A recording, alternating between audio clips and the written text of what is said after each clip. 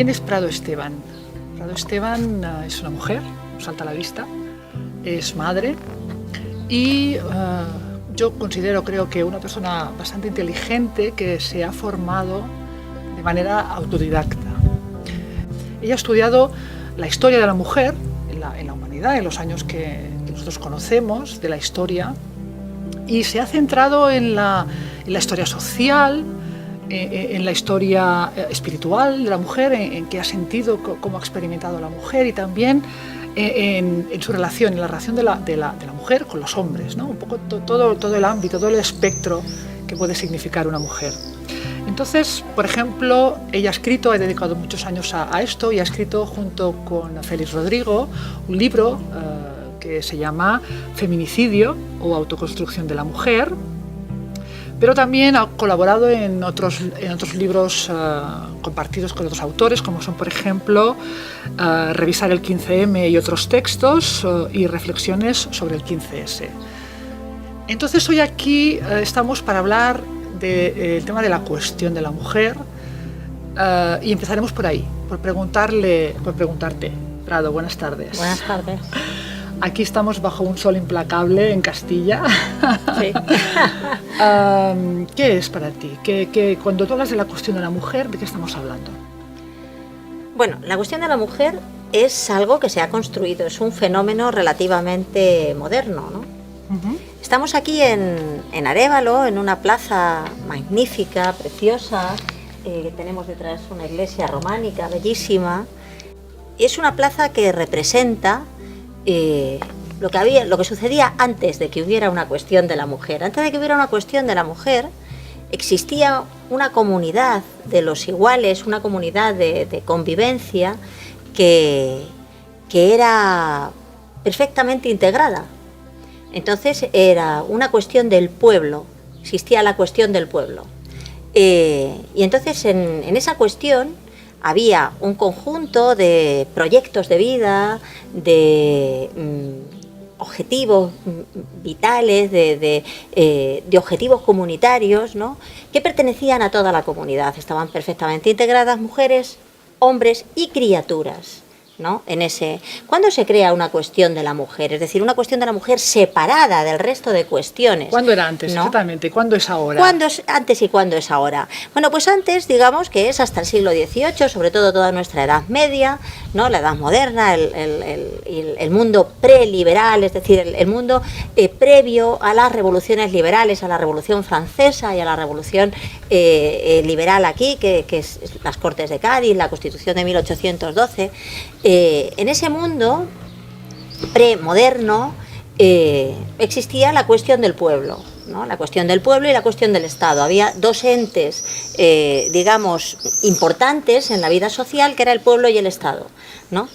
Pero de repente empiezan a surgir cuestiones, ¿no? Y entre esas cuestiones que surge la cuestión de la mujer. La cuestión de la mujer se crea en toda esa magna revolución negativa que son las revoluciones liberales, ¿no?, las revoluciones modernas, en las cuales se genera un proyecto estratégico que consiste en que el Estado debe ocupar todo el espacio posible y el pueblo debe ocupar el mínimo espacio o ninguno, ¿no? En ese sentido se comienza desmontando toda una estructura de vida, de cultura, de civilización de muchos siglos, cuestiones económicas, cuestiones que yo también he estudiado y he trabajado en diversos momentos, pero también se toca una cuestión importante, ¿no?, desde el punto de vista de esa estrategia, que es la relación entre los sexos.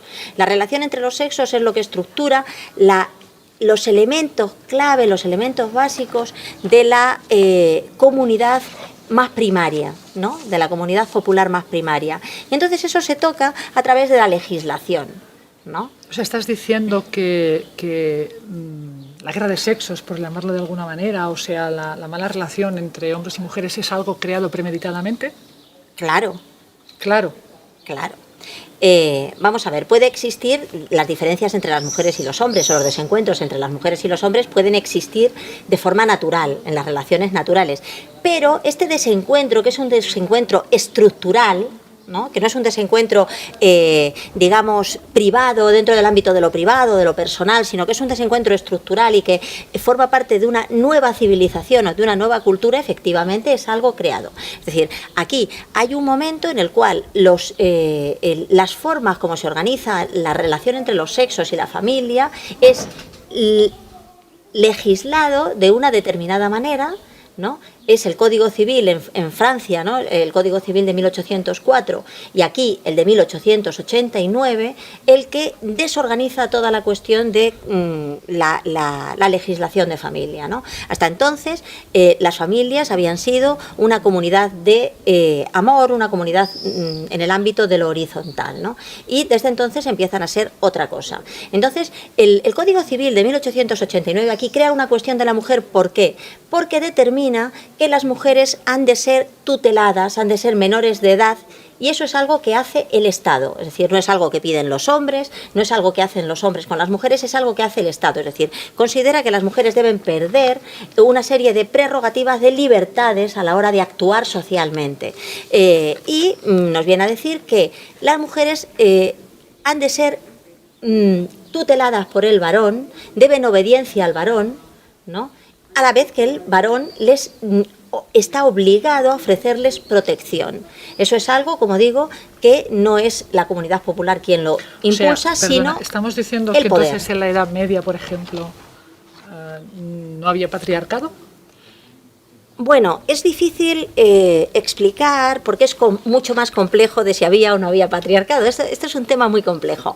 Entonces, en la Edad Media existen dos comunidades separadas, que es, por un lado están el poder y por otro lado está el pueblo. El pueblo tiene su propia legislación, que es el derecho consuetudinario. El derecho consuetudinario es derecho no romano y no patriarcal. Pero las clases altas siguen... que se decidía en las plazas, Efectivamente.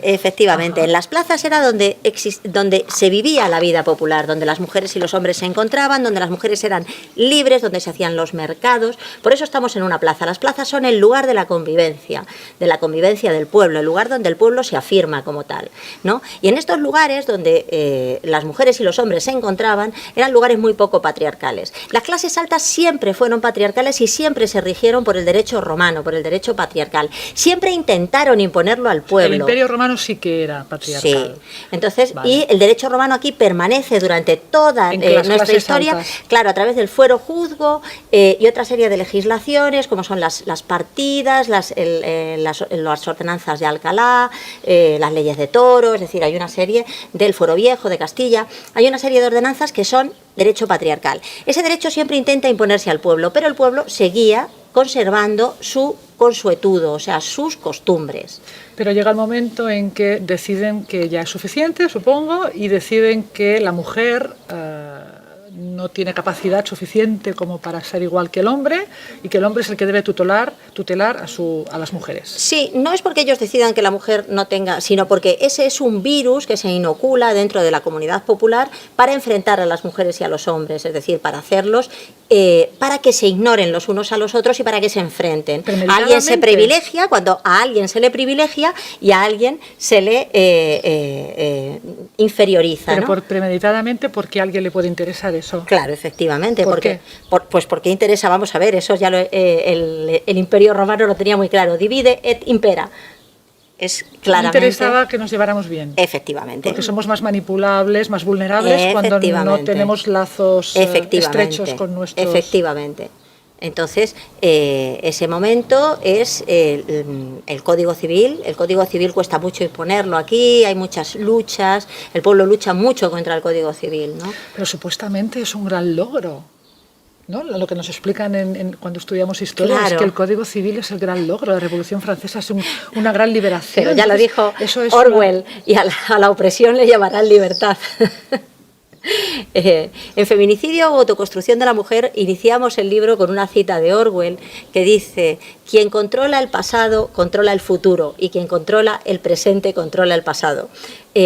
Ahora mismo se está reescribiendo la historia, toda nuestra historia se está reescribiendo para que la concibamos como una marcha ascendente hacia la libertad, ¿no? Es decir, Cuando para que todo, concibamos el pasado como algo efectivo. Bueno, no es todo lo contrario exactamente, pero es lo que es. El pasado es lo que es. En el pasado hay momentos de libertad y momentos de opresión, hay momentos de ascenso del patriarcado y momentos de descenso del patriarcado, y entonces, pero se nos vende que el pasado es un mundo patriarcal al 100% y que ahora hemos superado el patriarcado, cosa que es mentira. Entonces, ¿cuál es el objetivo del patriarcado? El objetivo del patriarcado básicamente es gobernar la sociedad, gobernar la vida, gobernar a los hombres y a las mujeres, ¿no? Y el objetivo del patriarcado básicamente es el gobierno de la vida, lo que han llamado biopolítica, ¿no? Es decir, que el poder político consiga, digamos, gobernar todos los aspectos, todas las dimensiones de la vida, que no haya nada que escape, que lo privado no pueda ser, digamos, escaparse, ¿no?, de las garras del poder. El objetivo del patriarcado básicamente es ese, no es oprimir a las mujeres, porque en realidad el patriarcado ha oprimido de igual manera a las mujeres y a los hombres. Es mentira que las mujeres fueran oprimidas y los hombres fueran libres. Quien dice esto es porque considera que este sistema es un sistema de libertades, ¿no? Todos los que dicen que los hombres aquí son libres es porque consideran que esto es un sistema libre, pero no es cierto. El patriarcado impuso obligaciones horribles a los hombres, por ejemplo, la obligación de ir a morir en las guerras, a morir por millones, ¿no? Durante todo el siglo XIX, las mujeres y los hombres se sentían concernidos los unos por los problemas de los otros, y eso hizo que las mujeres lucharan denodadamente contra las leyes de la conscripción masculina, que eran las leyes de las levas obligatorias de soldados, ¿no?, y los hombres lucharán con las mujeres contra el derecho de familia del Código Civil. Todo el siglo XIX es una lucha permanente contra la imposición de digamos, de esas obligaciones horribles sobre el pueblo. Los hombres y las mujeres se consideran concernidos los unos por los problemas de los otros, y eso le hace que el pueblo sea muy potente, muy poderoso, ¿no?, y que tenga permanentemente al poder del Estado en un estado de mucha desintegración, ¿no? Por lo tanto, las políticas de separación, de división, de crear enfrentamiento, de crear resentimiento, se van a ir incrementando cada vez de una forma más potente, más poderosa, ¿no? O sea, que de alguna manera interesamos el pueblo como carne de cañón. Efectivamente, efectivamente, vamos a ver. El ascenso del mundo liberal, ¿no?, de las revoluciones liberales, es el ascenso de los estados y de la importancia de los estados y del enfrentamiento entre los estados, es el ascenso de la guerra, ¿no? Es decir, lo que genera toda esta gran revolución son las grandes guerras, es decir, es Napoleón invadiendo Europa, y son las dos grandes guerras mundiales en las cuales ya se puede llegar al concepto de guerra total, ¿no?, al concepto de guerra total que implica a toda la sociedad. ¿Por qué? Primero, porque no hay falta de soldados, porque de repente ya toda la sociedad se puede ser movilizada, mientras que antes en los ejércitos de voluntarios había un problema siempre, ¿no?, de la falta de soldados, no se podía sacrificar a tanta gente, no se podía sacrificar a tantos hombres. De repente en la Primera Guerra Mundial se puede sacrificar a casi un 25% de la población masculina francesa, ¿no? Se puede empezar a levantar levas de chicos hasta 16 años, ¿no? Es algo tremendo, y se empieza a movilizar a las mujeres. Las mujeres son movilizadas en la Primera y Segunda Guerra Mundial, sobre todo como obreras, ¿no? O sea, en el mundo productivo, en la producción de guerra. Y el sistema entiende que no hubiera podido funcionar, no hubiera podido mantener esa guerra sin la colaboración de las mujeres. Un sector, por ejemplo, muy colaboracionista y muy patriótico fueron las sufragistas, que han sido presentadas como un modelo de mujeres generosas que luchan por la libertad de la mujer. Eso no es cierto. Las sufragistas fueron colaboradoras permanentes de sus gobiernos, de sus estados, ¿no?, en el apoyo a la guerra. Lo que ellas plantearon de forma permanente fue la necesidad de mandar a sus hijos y a sus maridos a luchar y a morir, ¿no?, en una guerra en la que iban a matar a los maridos y a los hijos de las otras mujeres, ¿no? Es decir, ahí se rompe, ¿no?, la idea que nos han vendido de que las mujeres, de que hay una fraternidad de las mujeres. No es cierto, no hubo fraternidad en ese caso, no la ha habido nunca en realidad. Las mujeres estamos divididas, también estamos divididas por nuestra diferencia de presencia social, ¿no? Hoy hay un ascenso permanente de una casta de mujeres poderosas, ¿no? Cada vez más poderosas, cada vez igual en el mundo de la economía que en el mundo de la política, todos sabemos que hay cada vez más mujeres, ¿no? Y en el mundo de la empresa, y en el mundo de los cuadros medios de las empresas, ¿no? Mujeres con más poder, mujeres que son violentas, agresivas, que maltratan y que muchas veces maltratan a otras mujeres, ¿no? Y también Pero a los eso, hombres. Curiosamente se vive como un logro para la mujer, ¿no? Esas son las conquistas de la mujer. Claro, pero en siempre, estos últimos 50 años. Claro, pero siempre están las mujeres que están bajo la bota de esas otras mujeres a las que nadie ve. Nadie quiere ver qué ha conquistado la cajera del Mercadona, a la que un mando, ¿no? Sea hombre o mujer, está maltratando, ¿no? Entonces, de hecho, no importa ser mujer o ser hombre, o sea, importa los que están arriba y los que están debajo. No es un tema de la cuestión de la mujer. Efectivamente, se han borrado, creando la cuestión de la mujer, se borran las otras líneas que separan en la sociedad a diversos grupos sociales, ¿no? Que son mucho más homogéneos, en realidad tienen mucho más que ver, digamos, aquel obrero, ¿no? con una mujer de su misma condición o de su misma categoría, ¿no? Que las mujeres que están, pues por ejemplo, que la dependienta de Zara, ¿no? con Sandra Ortega, ¿no? Aunque sean mujeres, no tienen mucho menos, ¿no? Entonces, ¿dónde nos ha llevado esto? Bueno, esto nos ha llevado a una sociedad que está destruida completamente.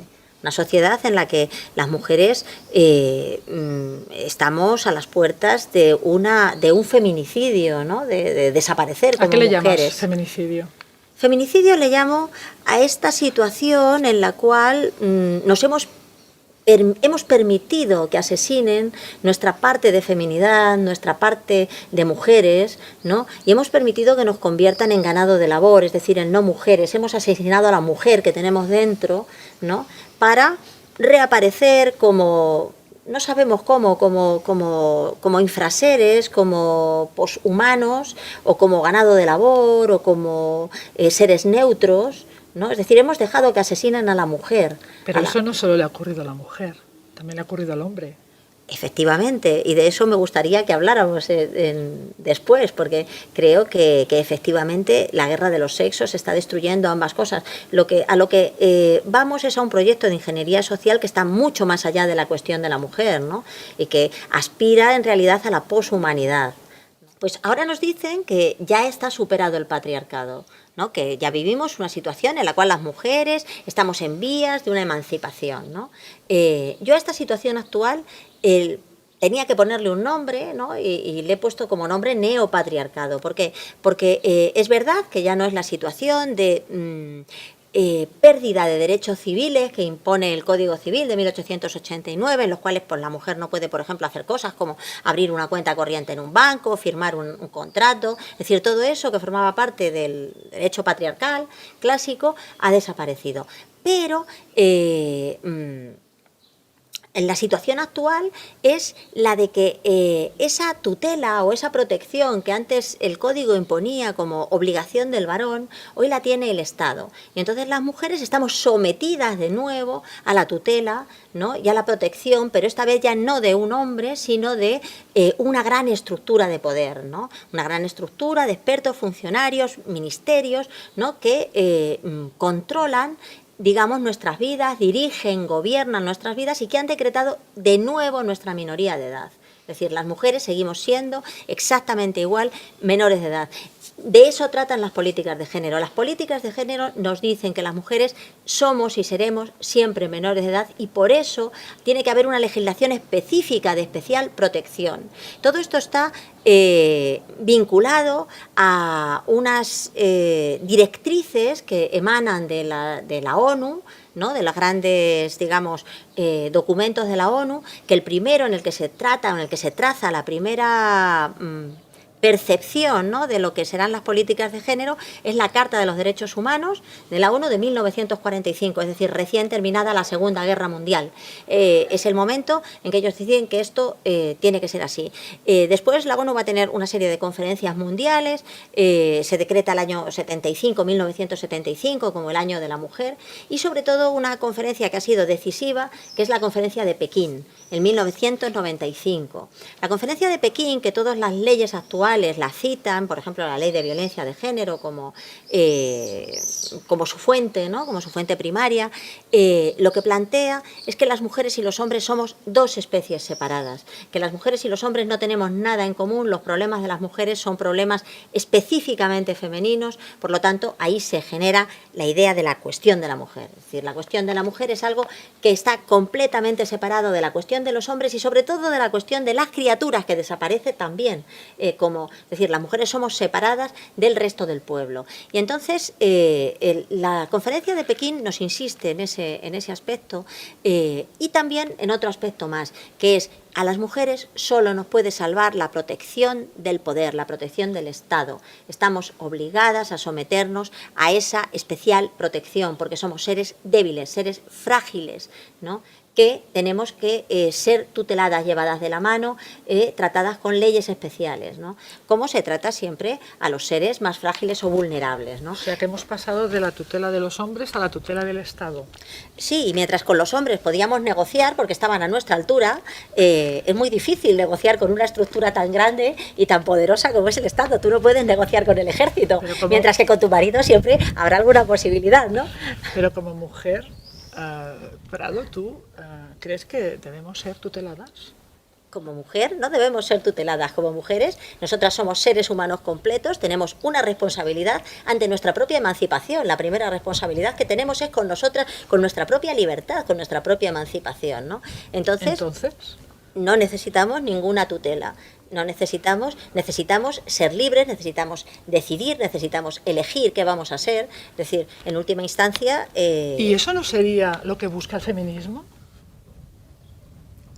Bueno, hoy por hoy yo me encuentro con que la gente que se llama feminista, todo el mundo considera que las políticas de género y las políticas de especial protección de las mujeres son positivas. Mientras me encuentre las feministas son las que colaboran con la ley de violencia de género, por ejemplo.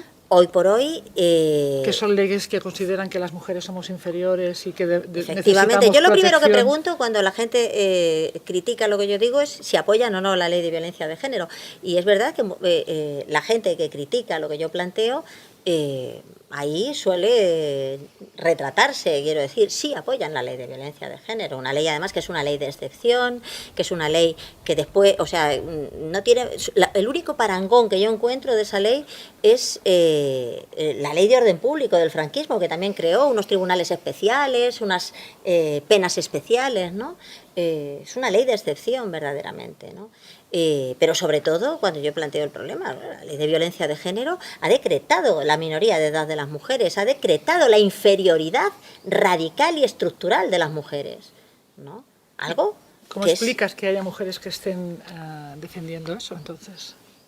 Bueno, porque se nos ha victimizado, porque se ha creado la figura de la víctima, se ha creado una figura del resentimiento, de que somos unas víctimas de la historia, de que llevamos milenios de maltrato. Todo esto en realidad no se ha justificado con datos verificables, pero todo el mundo lo cree así, ¿no? De hecho, cuando nosotros hemos tratado en feminicidio o autoconstrucción de la mujer, demostramos que la violencia de género se está incrementando hoy, es decir, no es algo del pasado, es algo del presente y mucho más del futuro. Se seguirá incrementando en el futuro. Porque es lo que interesa. Y porque es a lo que se va, quiero decir, cuando la guerra de los sexos arrecie, pues la violencia arreciará, ¿no? Vivimos en una sociedad de las múltiples violencias. La violencia de género es una de las múltiples violencias que nos atraviesan, ¿no? Para mí el problema sería la violencia, no la violencia de género, ¿no? La violencia, bueno, hay violencia, toda la violencia. Sí, claro, pero también la violencia de género, porque también existe, ¿no? O sea, lo que pasa es que es una parte... No estamos a favor de la violencia, claro, de que haya violencia en una pareja, claro, ni estamos a favor de ninguna violencia. Efectivamente, ¿no? O sea, Pero claro, resulta ridículo que, por ejemplo, la violencia que se ejerce en las empresas contra las mujeres no se considere violencia de género. Eso no se considera ni se puede aplicar la ley de violencia de género a esa violencia. La violencia, por ejemplo, que existe en las cárceles, ¿no? Contra las mujeres que están encarceladas, que existe, tampoco se considera violencia de género, ¿no? Cuando verdaderamente lo es. Es solo violencia dentro de lo que se entiende por una relación de pareja, ¿no? Solamente sí, la ley de violencia de género, por eso yo lo he llamado una ley contra el amor, porque es legislar contra el amor, porque solamente tipifica como violencia de género las relaciones, o sea, la violencia que se produce dentro de las relaciones afectivas. Pero además solo en una dirección. Claro. No, porque en todo caso... Claro, porque también existe la violencia supremacista femenina, cosa que se niega, pero... No es verdad, existe la violencia supremacista femenina, ¿no? En una cantidad que desconocemos por completo, porque entre otras cosas se nos niegan los datos. Entonces yo no voy a proponer el dar una cifra, porque creo que no se puede dar, es imposible, pero nadie negará que eso existe. Existe.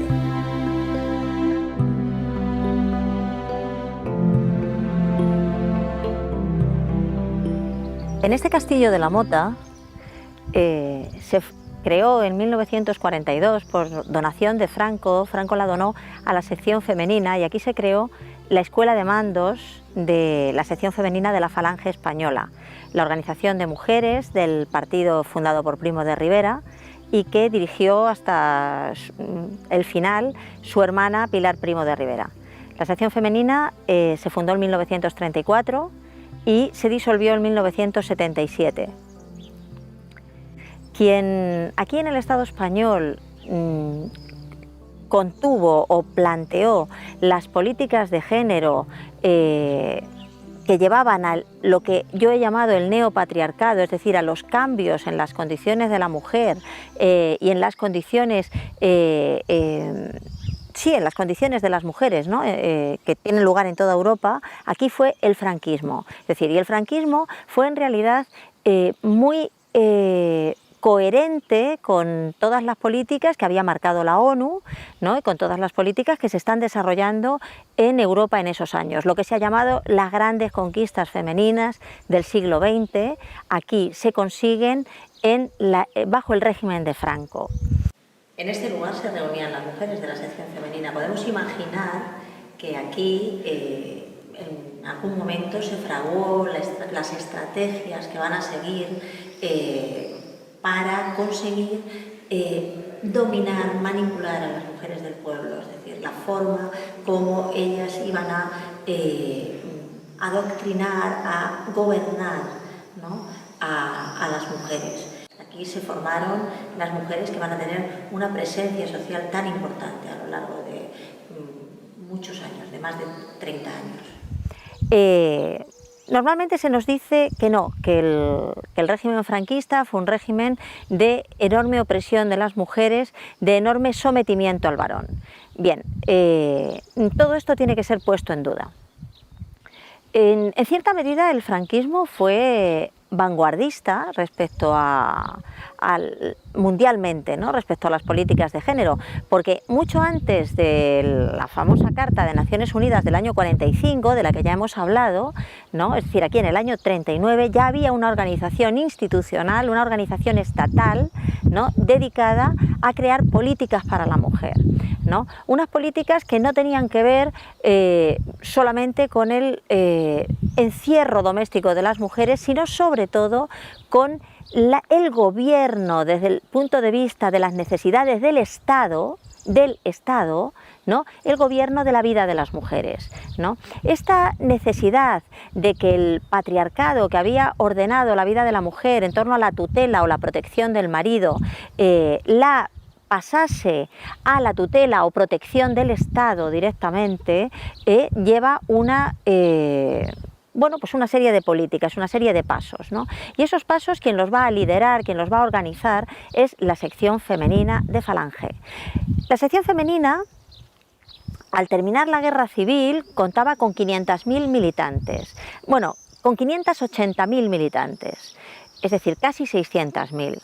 Fue la organización más grande de mujeres de todas las creadas, incluidos los dos bandos, ¿no? Tuvo una participación, las mujeres tuvieron una participación en la guerra al lado de Franco muy importante. Igual que en el lado republicano las milicianas son retiradas del frente en el año 37, ¿no? Y esa retirada se hace sin que haya ningún partido que las niegue o que proteste, ¿no? En el lado franquista las organizaciones de mujeres tuvieron una gran actividad, ¿no? Por ejemplo, existe el Auxilio Azul en Madrid, era una organización clandestina que agrupó a más de 6.000 mujeres, de las cuales tuvo 17 fusiladas, y que es la mayor organización clandestina en la retaguardia, contando los dos bandos y los dos sexos, de una eficacia arrolladora, ¿no? Fue uno de los elementos constitutivos de la quinta columna más importantes de la guerra.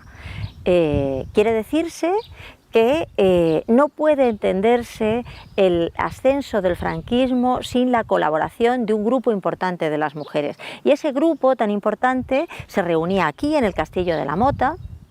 A partir del año 42 creaba una escuela de mandos en el cual se generó una organización inmensa que se distribuyó por toda la geografía del Estado a adoctrinar, a educar a las mujeres, ¿no? Ya todas las organizaciones partidistas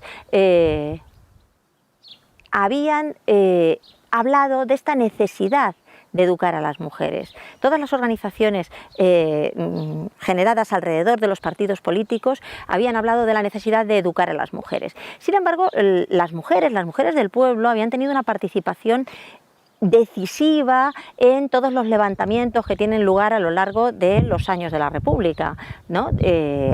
Las mujeres estuvieron en la Revolución Asturiana, las mujeres estuvieron en los grandes levantamientos, Yeste,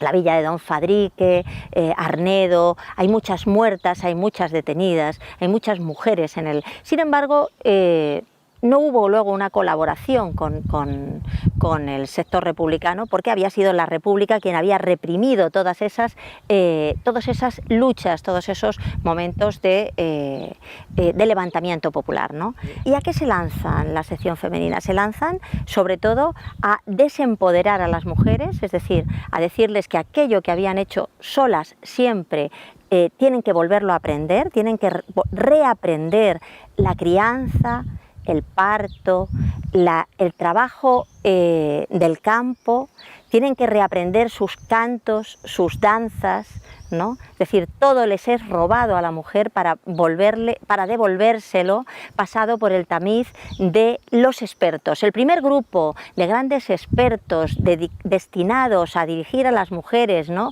por su propio bien es la sección femenina.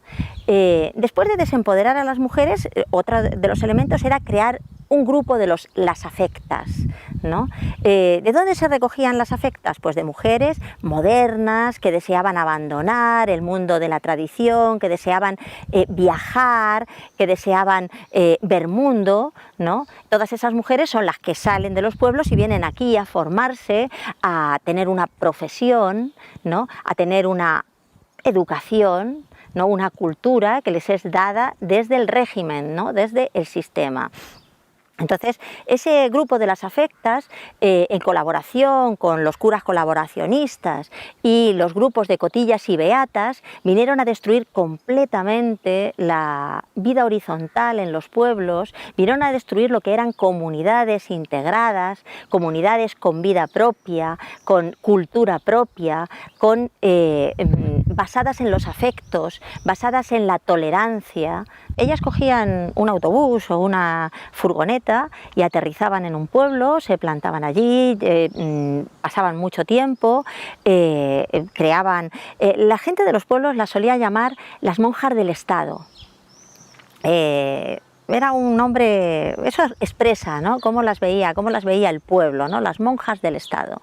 Entonces, ellas creaban a su alrededor, iban aglutinando a todo el sector de los resentidos, los afectos al régimen, la gente que tenía enfrentamientos con sus vecinos, ¿no?, y todo eso lo maximizaban o lo aglutinaban, ¿no?, creando todo un aglomerado que era un colectivo, ¿no?, de colaboracionistas en última instancia con el régimen. Ahí estaban aquellas que vigilaban a sus vecinos, a sus vecinas especialmente, ¿no?, las cotillas, las que controlaban qué estaba pasando en el pueblo, ¿no?, vigilaban a sus vecinas, hacían correr bulos, ¿no?, hacían correr rumores, ¿no?, sobre todas aquellas que podían, digamos, romper los esquemas que habían planteado, o sobre todo sobre las que deseaban mantener sus formas de vida ancestrales,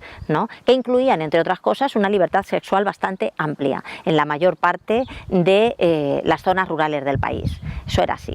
Entonces, y los grupos de las beatas asociadas a los curas, ¿no?, que en muchos casos esta gente llegó a provocar suicidios en algunos de los personajes que ellos tomaban como blanco de sus iras, ¿no?, llegó a provocar incluso el suicidio, ¿no? Esto fue así, y esto destruyó completamente la comunidad horizontal, ¿no? Esto era un proyecto, desde luego, que llevaba una estrategia, ¿no?, que se viene fraguando desde el siglo XIX y que finaliza en este momento, ¿no?, lo que Ortega llamó el gran problema de España, es decir, un pueblo rebelde, levantisco, que no admira a sus élites, ¿no?, que se siente representado en aquella frase tan castellana de nadie es más que nadie, ¿no? Ese pueblo debía ser derrotado, y aquí lo fue. Y lo fue sobre todo a través de sus mujeres que habían sido rebeldes, levantiscas, ¿no?, batalladoras, heroínas, épicas, ¿no? Fueron derrotadas por este grupo de mujeres, y de eso tenemos que sacar también conclusiones. Y el siguiente paso era conseguir, digamos, la masiva huida desde el campo a la ciudad, ¿no?, que fue liderada por las mujeres, y entrar en la fase de modernidad y en la fase de neopatriarcado, es decir, sacar a la mujer de ese mundo de lo integral, donde la familia tiene una presencia muy importante, pero donde la mujer tiene una autonomía decisiva, donde hay una independencia real, ¿no?, de las mujeres, porque hay una aportación económica, donde las criaturas están también integradas, o sea, y tienen también una enorme aportación comunitaria, ¿no?, hacen una enorme aportación a la comunidad. Entonces, arrancar a las mujeres de ese estado, que era la manera de poderlas conducir a la siguiente fase, que era el salariado, el integrarse en la producción, en el mundo productivo urbano, ¿no? Eso se hizo a partir del año 61, es la sección femenina la que justamente lidera todos los cambios legislativos que van a dar origen a la modernización del país, ¿no? Hay un aspecto importante, y es que desde su inicio toda esta trama, ¿no?, de mujeres comenzó a crear un mito o una narración, ¿no?, sobre cómo eran la vida de las mujeres del pueblo, y entre otras cosas se les acusaba de ser unas sumisas, unas sometidas, y a los varones del mundo rural de ser unos maltratadores. Eso comenzó aquí, en este entorno se comenzó a fraguar ese mito sobre el patriarcado sostenido por los hombres de la ruralidad, en el que vivimos todavía hoy, y que todavía hoy podemos encontrar en personajes, en la ley de violencia de género, por ejemplo, o en personajes como Miguel Lorente, ¿no?, que fue uno de los creadores, ¿no?, de esa ley, ¿no?, y que nos vuelve a plantear lo mismo que planteaban Pilar Primo de Rivera y sus acólitas aquí, es decir, los hombres del pueblo maltratan a las mujeres, son machistas.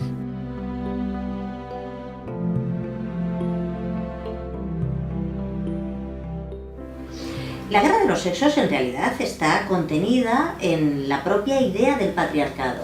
El patriarcado en sí, su fundamento, uno de sus fundamentos esenciales es la guerra de los sexos, es enfrentar a un sexo con el otro sexo, es dar alternativamente privilegios y negarlos, ¿no? Entonces, el dar y negar privilegios es una prerrogativa que tiene el Estado y que genera permanentemente enfrentamientos.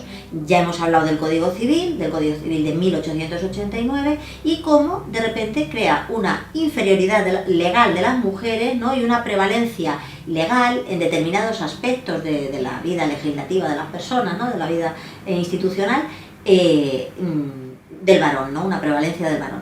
Eso lo crea el Estado, lo crean las instituciones, no es algo que viene de la cultura ni de la tradición, como se dice. Pero mucha gente, las feministas, por ejemplo, dicen que las mujeres hemos estado siempre sometidas a los hombres desde siempre, ¿no? Claro, pero ya hemos hablado de eso, ¿no? Ya hemos hablado de esa mitología del patriarcado, de esa ruptura con nuestra historia, que no tiene en cuenta que la historia ha tenido igual periodos de ascenso del patriarcado y de descenso del patriarcado. De eso hablamos mucho, fíjate, en Feminicidio o Autoconstrucción de la Mujer. Hablamos porque este volumen, que es el volumen primero, es el primer volumen, tiene un subtítulo que es Recuperando la Historia. Recuperando la historia significa que nosotros... ¿Es una historia de la mujer? Efectivamente, ¿Desde cuándo? Pues hemos hecho unas catas históricas en determinados periodos que nos han parecido suficientemente significativos para comprender esto que te digo, que ha habido momentos de ascenso del patriarcado y de descenso y casi desaparición del patriarcado. Entonces, se estudia, por ejemplo, lo que nosotros conocemos como ascenso del patriarcado, que es las revoluciones liberales, la Revolución Francesa, ¿no? Y todo el periodo decimonónico hasta nuestros días. Y se estudia también periodos que nosotros hemos considerado de limitación muy fuerte y casi desaparición del patriarcado, que es el mundo de la Edad Media hispana, ¿no? Sobre todo el mundo de los concejos, de los fueros, en los cuales en muy pocas ocasiones encontramos patriarcado, ¿no? Una gran época la Edad Media, ¿no? Sí, sí. De gran florecimiento humano, todo lo contrario de lo que nos han dicho siempre. Sí. Qué curioso que siempre nos cuentan mentirijillas. Sí, efectivamente. Entonces, la guerra de los sexos no es algo que venga de ahora, ¿no? En ese sentido, viene de atrás, el Código Civil ya plantea una guerra de los sexos. Pero, digamos que puede darse en una dirección o en la otra, alternativamente. Si el patriarcado había dado unos privilegios al hombre, lo que llamamos nosotros el neopatriarcado, ¿no? Pretende establecer unos privilegios de la mujer o una nueva historia de la mujer en la cual la mujer debe levantarse, ¿no? Contra esos privilegios y por lo tanto levantarse contra los hombres, es decir, levantarse en una guerra contra el hombre que es quien la ha sometido. Entonces, esto no es de ahora mismo, como te decía. Por ejemplo, aquí en 1948, es decir, el franquismo más estricto, ¿no? En el más... se publica un libro de María Lafitte, condesa de Campo Alange, que se titula La secreta guerra de los sexos. Ese título es una cita de Spengler, de La decadencia de Occidente, en el que él usa ese término, la secreta guerra de los sexos, ¿no? Para referirse a algo que circula por debajo de la vida política, ¿no? ¿Y qué cuenta ese libro? Pues ese libro cuenta precisamente... ¿Quién era esta mujer? Bueno, esta mujer es una mujer colaboradora de la sección femenina, una aristócrata condesa, ¿no? de Campo Alange, que ella colaboró, es una miembro del régimen, una persona muy afecta al régimen, y entonces ella escribe este libro en el año 48, aquí se publica legalmente y tiene una segunda edición en el año 50, es decir que además no solo se publica sino que se vende mucho, porque un libro que hace una segunda edición a los 2 años es un libro de éxito, ¿no? ¿Y qué cuenta? Pues cuenta que efectivamente ha habido un momento en la historia de la humanidad en que los hombres se levantaron contra las mujeres, ¿no? Y para dominarlas. Entonces ella cuenta cómo en ese proceso se crea el patriarcado, cómo las mujeres han estado sometidas a los hombres a lo largo de la historia y deben sacudirse ese yugo. Por ejemplo, otro yugo que ella llama sacudirse es el yugo de la maternidad, ¿no? Ella dice que las mujeres estamos condenadas a ser madres y que eso nos impide la libertad. O sea, es una visión feminista. Efectivamente. Vale, ¿es una de las primeras quizás aquí en España? ¿O? No, aquí había habido mucho antes. Ha habido mucha historia. Sí, aquí había habido mucha historia. En feminicidios, autoconstrucción de la mujer, hay hacemos una historia larga así de ese asunto. Pero bueno, esta, al estar en ese momento, ¿no?, del franquismo, y además en el año 48, que es todavía una época muy oscura del franquismo, expresa cómo en realidad estas cosas esto que nos han contado, ¿no?, de lo que fue el franquismo. ¿Soltera esta mujer? No, ella estaba casada. ¿Y tuvo hijos? Creo que tuvo 2 hijos. Pero vamos, ella reniega de la maternidad, ¿no? Y en algún momento dice que a las mujeres no se nos permite usar la energía maternal para actividades extramaternales. Es decir, no se nos permite utilizar nuestra energía en otras cosas, ¿no?, que no sea la maternidad. Bueno, pues este libro, ya te digo, que fue muy vendido en la época, y es un año anterior a este icono de la emancipación de las mujeres, ¿no?, que es El segundo sexo, de Simone de Beauvoir. Esta sí que ya me suena un poco más. El segundo sexo, de Simone de Beauvoir, se publica en 1949. O sea que en Francia. el libro de esta señora es anterior. Es anterior. Y el esquema es muy parecido, por cierto. Quiero decir, el esquema argumental es muy parecido, ¿no?, al que va a seguir Simone de Beauvoir. Simone de Beauvoir es la que se va a hacer famosa, ¿por qué? Bueno, pues porque es más fácilmente vendible. A ella la podían ascribir a la resistencia francesa, es decir, a algo, aunque no fue de la resistencia francesa, está demostrado que ella no tuvo ninguna colaboración con la resistencia francesa, pero siempre se nos ha dicho que fue una persona comprometida, ¿no?, popular, revolucionaria. Eso no es verdad, ¿no? También le dedicamos un capítulo a Simone de Beauvoir en el libro, donde hablamos de estas cosas, ¿no?, que te comento. Entonces, esta mujer va a retomar ese mismo discurso sobre el patriarcado, y era más vendible porque no pertenece a un régimen como el franquista, ¿no?, como la condesa de Campoalange. Si no hubiera sido por eso, tal vez esta señora hubiera sido mucho más... No, este no es el libro, este es otro libro de la condesa de Campoalange, que se titula La mujer en España. Es un libro... O sea, era una escritora prolífica. Sí. Además, este libro es muy bueno, está muy bien escrito y aclara muchísimo de lo que fue el franquismo. Es un libro muy bien hecho, en fin. ¿Esta es ella? No, esta es exactamente... bueno, pues una señora. Es que tiene un nombre muy raro. Pero mira, aquí en este libro, por ejemplo, ella defiende ardorosamente la Segunda República. Esto está escrito todavía con Franco vivo, Esto está escrito en el año 60, sí. Este otro libro. Este en concreto está posterior. Es posterior, sí. Entonces, pero vamos, quiero decir, no había tanta censura al respecto. Entonces, digo que Simone de Beauvoir va a ser la que va a aglutinar, digamos, este discurso que hemos conocido sobre la guerra de los sexos, las mujeres y los hombres son 2 especies separadas. Ya vimos que también eso lo dice la conferencia de Pekín, ¿no?, en 1995. Es un tema recurrente que se nos va a vender permanentemente. Los hombres y las mujeres no tenemos nada que ver, nuestros intereses siempre están enfrentados, no podemos tener intereses compartidos, no tenemos nada compartido. Esa es la guerra de los sexos. Los hombres son malos y las mujeres somos unas víctimas. ¿De dónde viene esa victimización? Bueno, la victimización es un recurso decisivo de enfrentamiento social, ¿no? La victimización, por ejemplo, está presente en casi todos los procesos de genocidio o de exterminacionismo del último siglo. Está presente la victimización de algún sector social, bien sea raza, bien sea etnia, bien sea religión, ¿no? Es decir, siempre... ¿Tipos de racismo? Son tipos de esencialismos que se llaman. Esencialismos, es decir, cuando se considera que la esencia de un grupo está enfrentada a la esencia de otro grupo, y por lo tanto y es un choque permanente, ¿no?, entre esas dos. Entonces a lo que estamos llegando es a una balcanización de las relaciones, una balcanización. ¿Qué significa balcanización? Es muy bonita la palabra. Pues la guerra de Yugoslavia fue un momento de gran enfrentamiento entre la guerra de los Balcanes, ¿no?, de enfrentamientos brutales, muy esencialistas, muy racistas, muy étnicos. Entonces, ahora se está llegando a una balcanización de las relaciones entre las mujeres y los hombres. Pero no tiene ningún sentido porque, bueno, no tiene sentido que desaparezca ninguna raza, porque todo el mundo tiene derecho a existir, pero aún tiene menos sentido que desaparezca el sexo masculino o el sexo femenino, porque es que realmente creo que los dos son necesarios. Claro, no desaparecerán, pero ahora mismo las condiciones actuales exigen de un enfrentamiento fuerte. Primero, eso permite mantener la desnatalidad, es decir, el bajo índice de nacimientos, que es algo muy importante para el sistema. Luego explicaré por qué.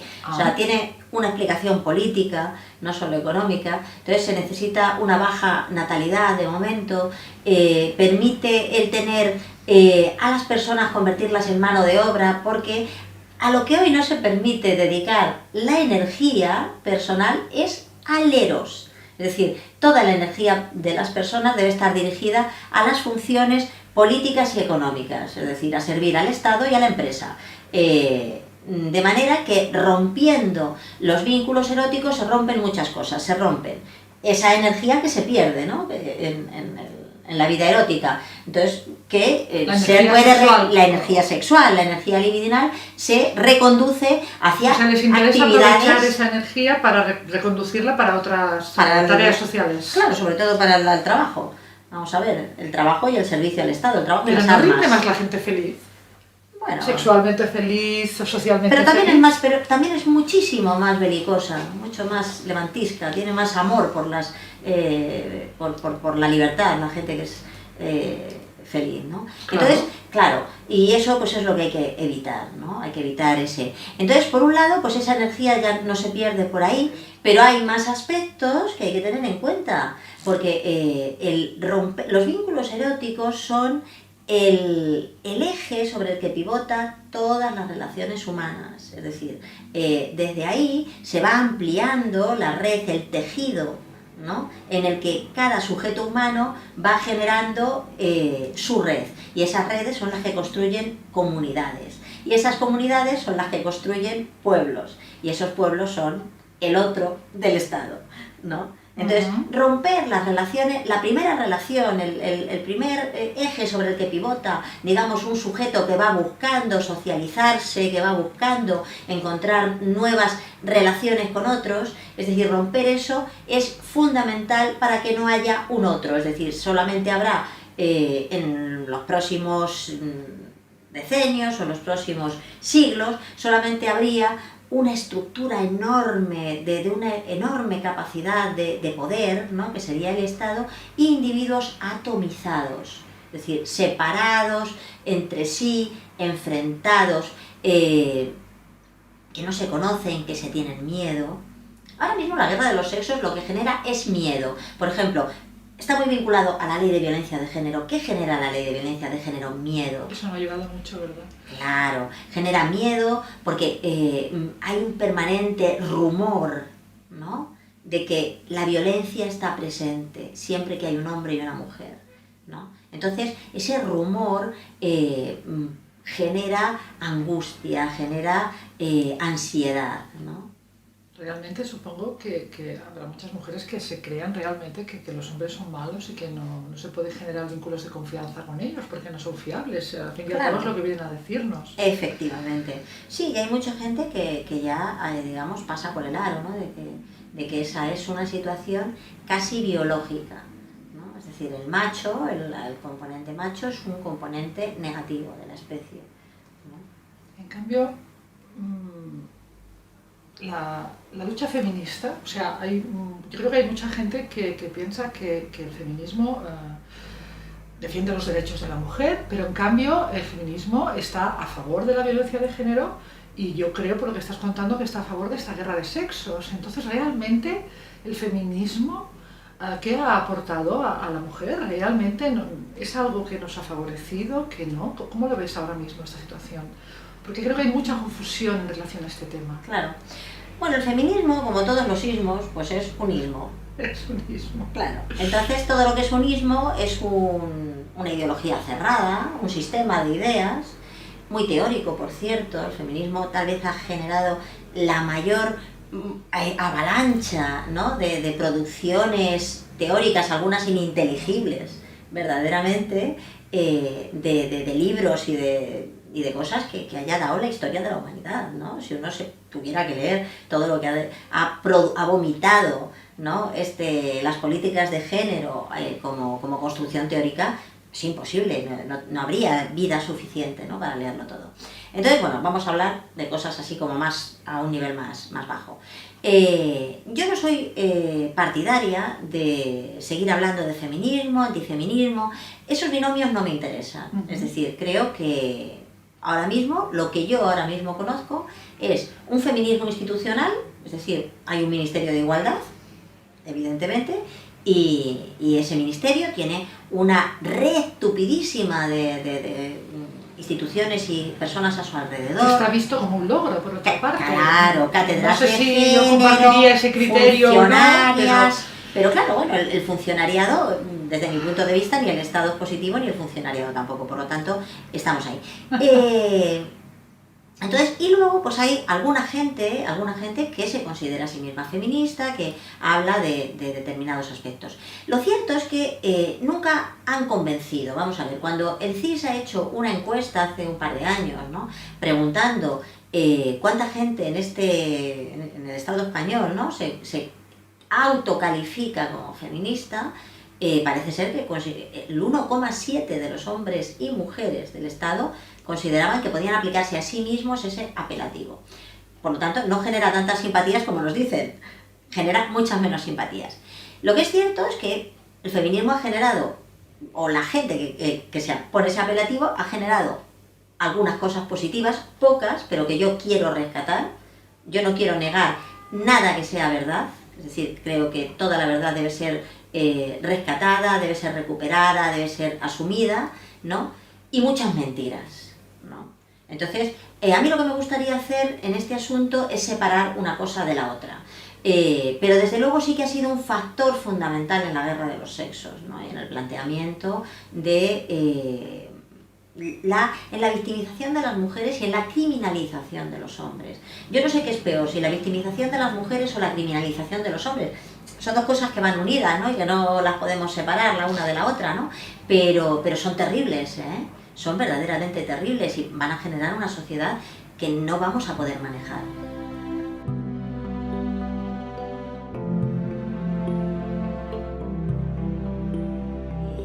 ¿Qué es lo que ahora mismo se está destruyendo? Lo que se está destruyendo es sobre todo el amor. El amor como amor social, como amor entre los sexos, pero también como amor, digamos, como vínculos, ¿no?, generales en la sociedad. Esto es algo primario, algo que se consideraba fuera de aquellas cosas políticas, ¿no?, de los elementos políticos, y sin embargo ha sido absolutamente politizado. El momento en el que el Estado, las instituciones políticas han entrado a saco en el corazón de las personas, lo han hecho a través precisamente de una ley. Es decir, la gente a veces tiene la idea de que las leyes son cosas externas, es el derecho, es una cosa... Sin embargo, las leyes penetran en la sociedad muy fuertemente, y algunas leyes penetran incluso en el interior de los sujetos. La ley de violencia de género es una de esas leyes, que es pura ingeniería social, ¿no? Y esa ley está transformando decisivamente lo que somos los hombres y las mujeres, y lo que vamos a ser en el futuro, ¿no? Es algo cuya trascendencia, cuyo desarrollo es tan dañino, ¿no?, tan importante, que creo que no se tiene una idea de lo que esto está significando. La gente ve que efectivamente hay injusticia, es decir, hay una injusticia manifiesta en esta ley que castiga de forma diferente a las mujeres y a los hombres por serlo, es decir, por ser mujeres u hombres, ¿no?, cometiendo los mismos hechos, es verdad, es una ley injusta, es una ley inicua, pero más allá de eso es pura ingeniería social. La primera pregunta es, ¿por qué una ley como esta en un país, en un Estado que tiene el índice de violencia de género más bajo, un índice de los más bajos del mundo? ¿Por qué se crea aquí, ¿no? Si miramos a los países del norte de Europa, estos países ricos, cultos, ¿no?, en fin, modernos, progresistas, ¿no?, allí la violencia de género en muchos casos triplica. Por ejemplo, ¿no?, la educada Finlandia, ¿no?, que se supone que tiene el mejor sistema educativo del mundo, triplica los datos de violencia de género respecto al Estado español, ¿no? Entonces, ¿por qué esa ley aquí, ¿no?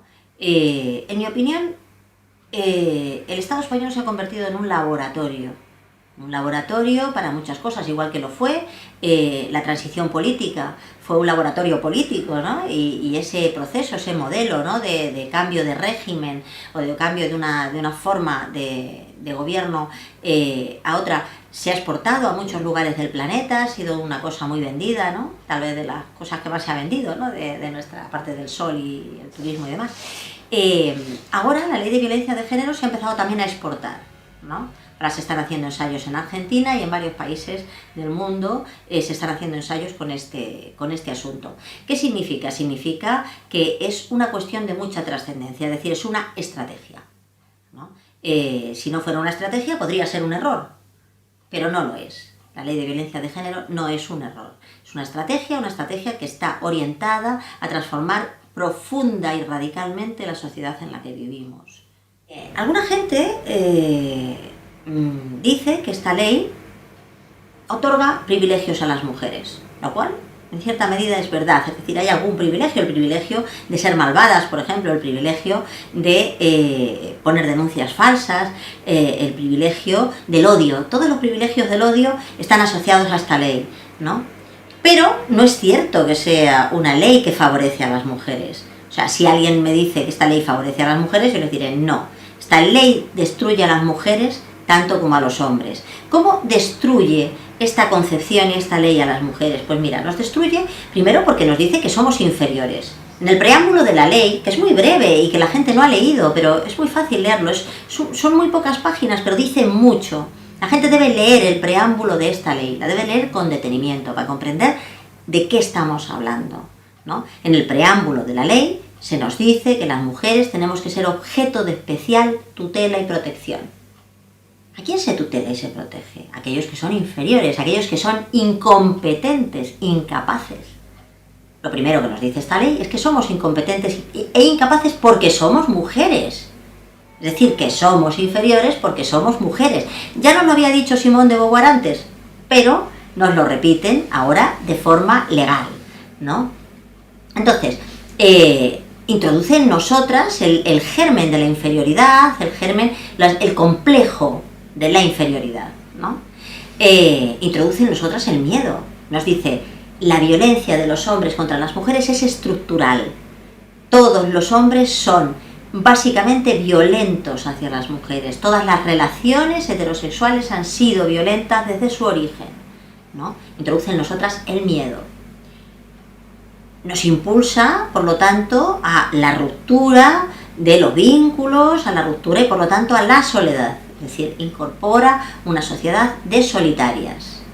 Y las solitarias, efectivamente, somos más débiles. Una vez que somos solitarias, somos más débiles, somos más vulnerables, somos más frágiles, ¿no? Y, por lo tanto, estamos en disposición de ser tuteladas, ¿no? Porque no tenemos capacidad de resistencia, y todo nos conduce en un mismo camino, es decir, a volcar nuestra energía en el trabajo, en la supervivencia, ¿no? Y en vivir a expensas de otros, ¿no?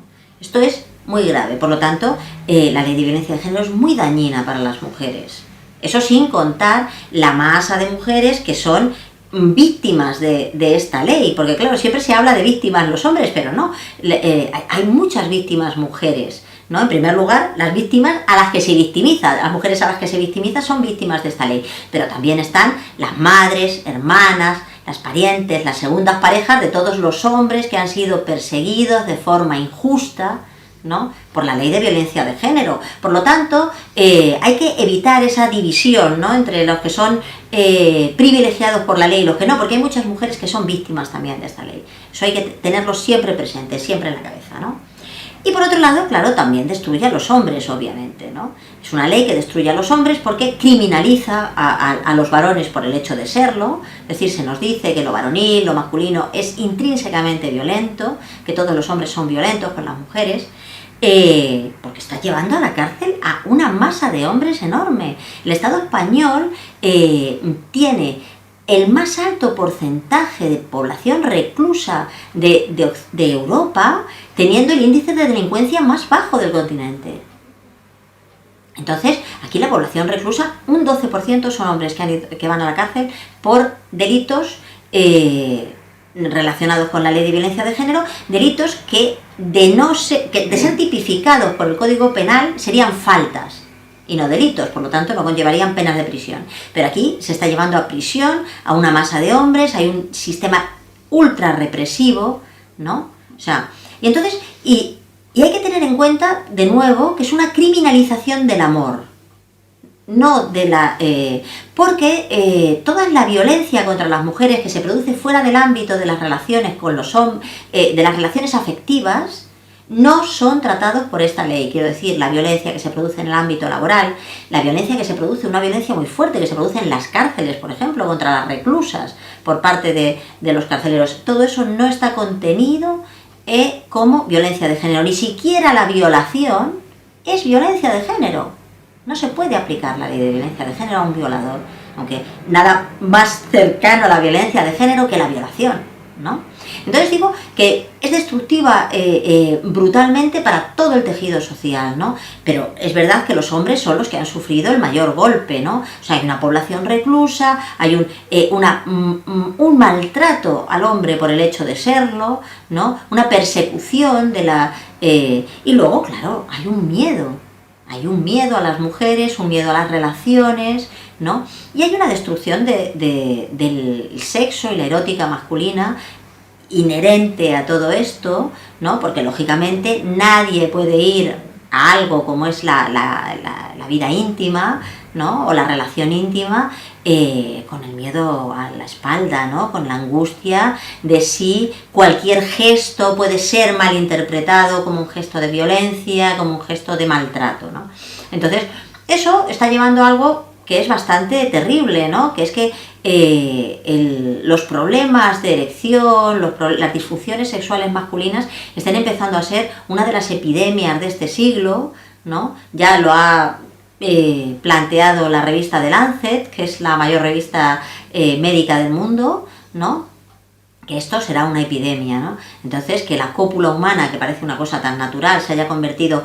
y que esto tenga que ver con toda una trama legislativa, política, de relaciones, es lo que hay que ver. Es decir, que no es una, digamos, una destrucción de la libido y de la sexualidad basada en algo físico o biológico. No solamente son los tóxicos, que también están, ¿no? Integrados en eso, sino que hay incluso las leyes tienen una traslación al cuerpo de las personas, ¿no? Esto es tremendo el plantearse que las leyes se desarrollan también en nuestros cuerpos, ¿no? En nuestra propia percepción corporal. Eso es fuerte.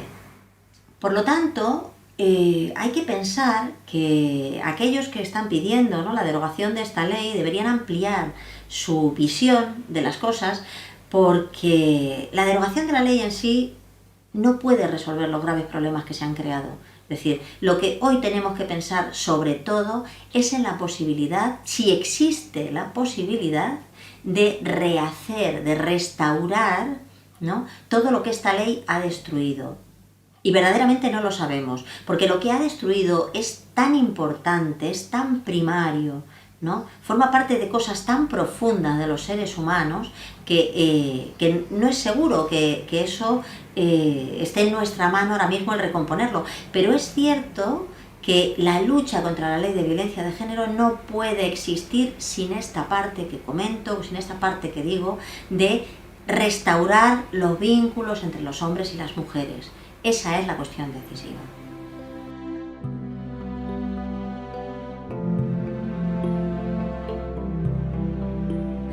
Vamos a intentar resumir, porque en un tema tan complejo es difícil, ¿no?, el conseguir este resumen.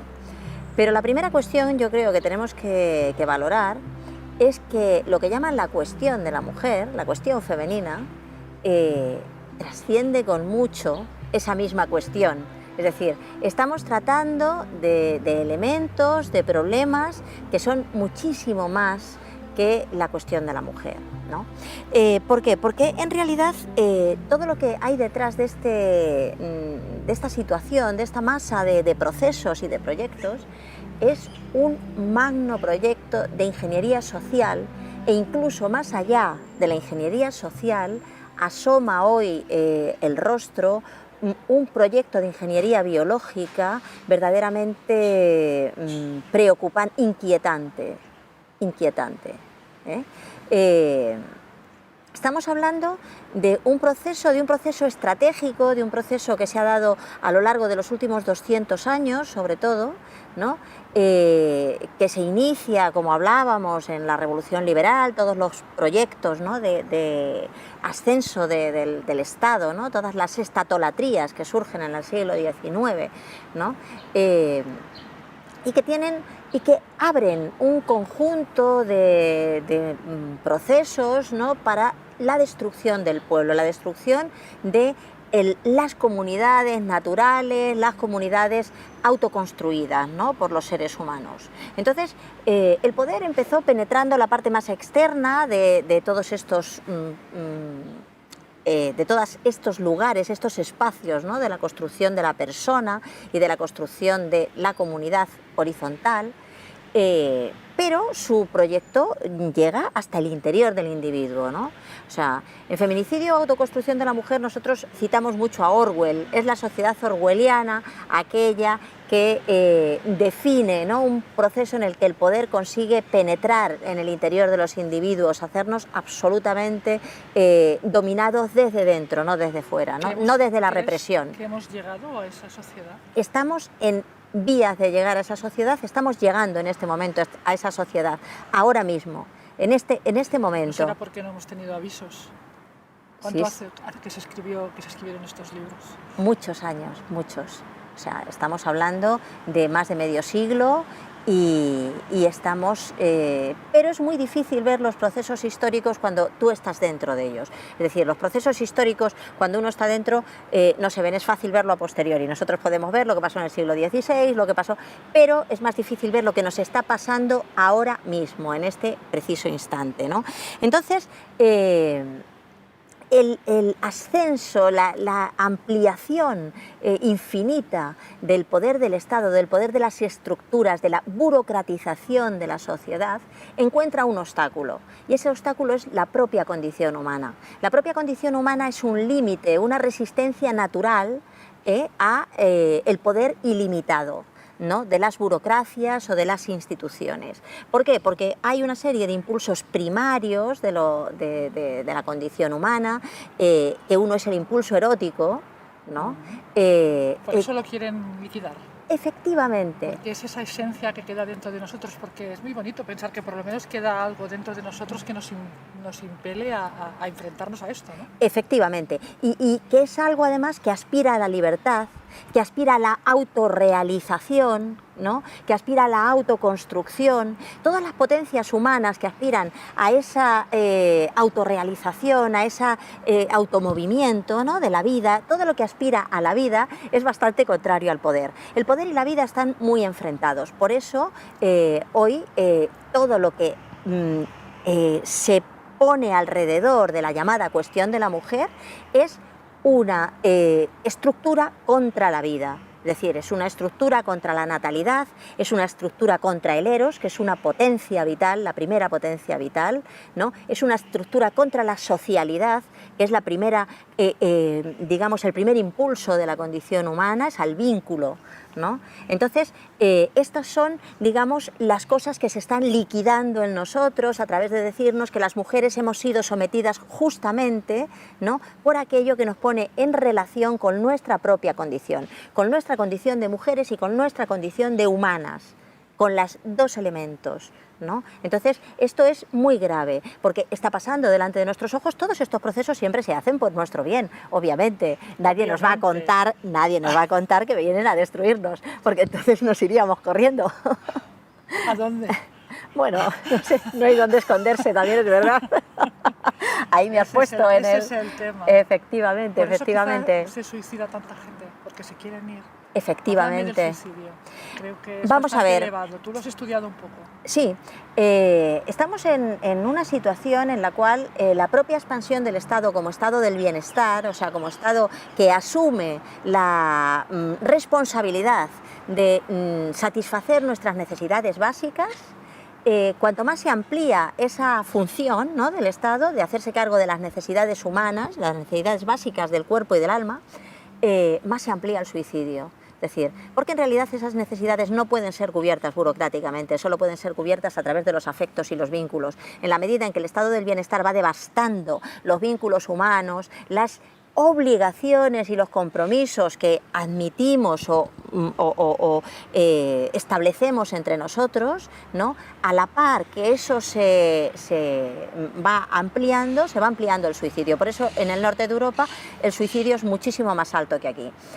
Luego hay otra condición: el suicidio de los hombres es mucho más alto que el de las mujeres, en cierta medida porque a los hombres se les ha arrancado el patriarcado, justamente fue el que arrancó a los hombres de su compromiso con la vida, los sacó de los compromisos con el compromiso de la paternidad, con el compromiso del amor, para llevarlos a los cuarteles, para llevarlos a las fábricas. Y en esos lugares donde el amor no tiene sitio y donde los vínculos no tienen sitio, ¿no?, los hombres devastan su condición humana, ¿no?, y allí es donde se produce el pico del suicidio masculino, ¿no?, que es así en todo el planeta, salvo en China e India, donde la condición de la mujer es tan nefasta que el suicidio femenino supera con mucho al masculino. Pero bueno, solo allí, en esos lugares, básicamente, o sea, que yo conozca. Los hombres serían los seres más infelices.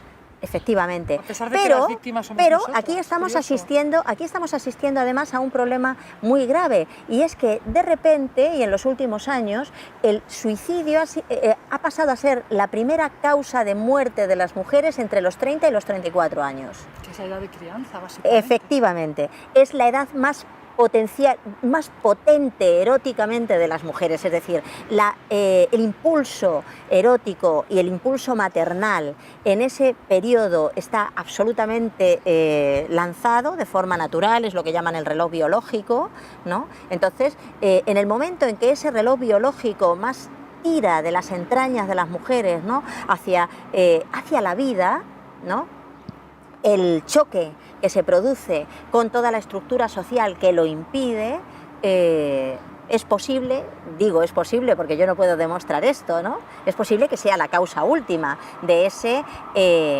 ascenso del suicidio. También es verdad que es un momento, los 30-34 años, el momento de máxima competencia en el mundo laboral, donde las mujeres tienen que demostrar que tienen una profesión, que tienen una carrera, que van a ascender, que van a... Entonces, en todo ese... Compaginarlo con la maternidad. Sí, yo también pienso que puede estar muy relacionado con los suicidios, los psicofármacos. También. Porque una depresión, todos la hemos pasado, sí, pero si la puedes superar con la ayuda de la familia... Claro, es una condición natural, la depresión es una condición natural de los seres humanos. Ahí te dan unos medicamentos, unas drogas muy potentes, con un montón de efectos secundarios, entre ellos el suicidio. Ajá. ¿Cuántos suicidios no serán consecuencia por supuesto directa de todo eso? Claro, hay además una cuestión que es decisiva. Las mayores consumidoras de psicofármacos son las mujeres, somos las mujeres. O sea, se está llegando a un 30% de mujeres que consumen psicofármacos. Eso es algo verdaderamente monstruoso. Forma parte de la estrategia, seguramente. Por supuesto, también, porque por aparte supuesto. Eso le supone ingresos extras. Efectivamente. Entonces, claro, todo esto, como decía, estamos hablando de cosas que trascienden con mucho, ¿no? La condición femenina, la cuestión femenina, o la idea de simplemente igualdad entre los sexos. Es decir, estamos hablando de cosas que trascienden en mucho de eso. Las relaciones humanas. Efectivamente. Entonces, lo que está desapareciendo de nuestra sociedad es el amor, ¿no? Y está desapareciendo a través de golpes. Están intentando que desaparezca. O están intentando. Porque vamos a intentar terminar con un mensaje positivo. Bien, vamos a intentar terminar con un mensaje positivo. Porque, ¿cuál es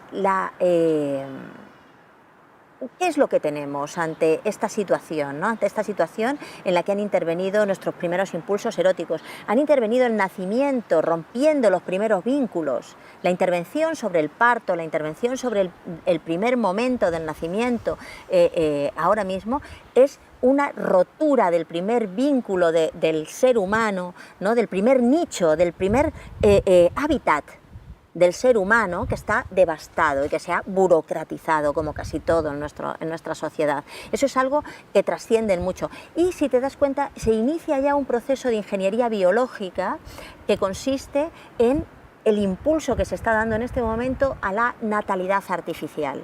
Mientras que la natalidad natural es permanentemente perseguida, es decir, se considera que la fertilidad es un gran mal, que hay que perseguirla constantemente, es decir, hay que romper la fertilidad, hay que destruirla, ¿no?, todo el tiempo.